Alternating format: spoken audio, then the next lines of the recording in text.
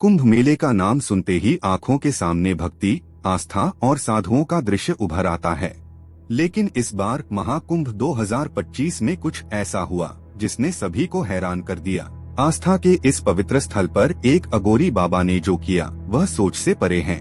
यह कहानी शुरू होती है 14 जनवरी 2025 से, जब महाकुंभ में हर तरफ साधु संतों और भक्तों की भीड़ थी। लेकिन इन्हीं के बीच एक अजीबोगरीब अघोरी बाबा की एंट्री हुई। वह चुपचाप गंगा किनारे बैठा रहता, किसी से बात नहीं करता। उसकी आंखों में एक अजीब सा डर और गुस्सा दिखता था।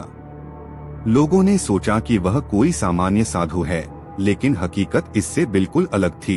वह बाबा नहीं बल्कि आतंकवाद का एक खतरनाक चेहरा था। शुरुआत में किसी को बाबा पर शक नहीं हुआ, लेकिन धीरे धीरे लोगों ने उसकी हरकतों पर ध्यान देना शुरू किया। बाबा के पास हमेशा एक बड़ा झोला रहता था, जिसे वह किसी को छूने भी नहीं देता था। एक रात उसने कुछ ऐसा किया जिसने लोगों के मन में शक पैदा कर दिया। रात के समय बाबा गंगा किनारे कुछ गड्ढा खोदते नजर आया। जब कुछ भक्तों ने उससे पूछा तो उसने कहा कि वह तांत्रिक क्रिया कर रहा है, लेकिन उसकी बातें किसी के गले नहीं उतरी। एक दिन बाबा की झोले से तेज गंध आने लगी। स्थानीय लोगों ने पुलिस को सूचना दी। जब पुलिस ने बाबा को घेरा तो उसने वहां से भागने की कोशिश की, लेकिन भागते भागते उसका रहस्य सामने आ गया। बाबा के झोले की तलाशी लेने पर वहां से बम बनाने का सामान, नक्शे और कुछ खतरनाक हथियार बरामद हुए। पुलिस ने तुरंत बाबा को गिरफ्तार कर लिया। तब जाकर खुलासा हुआ कि वह साधु के भेष में छिपा एक आतंकवादी था, जिसने कुंभ में बम विस्फोट की साजिश रची थी।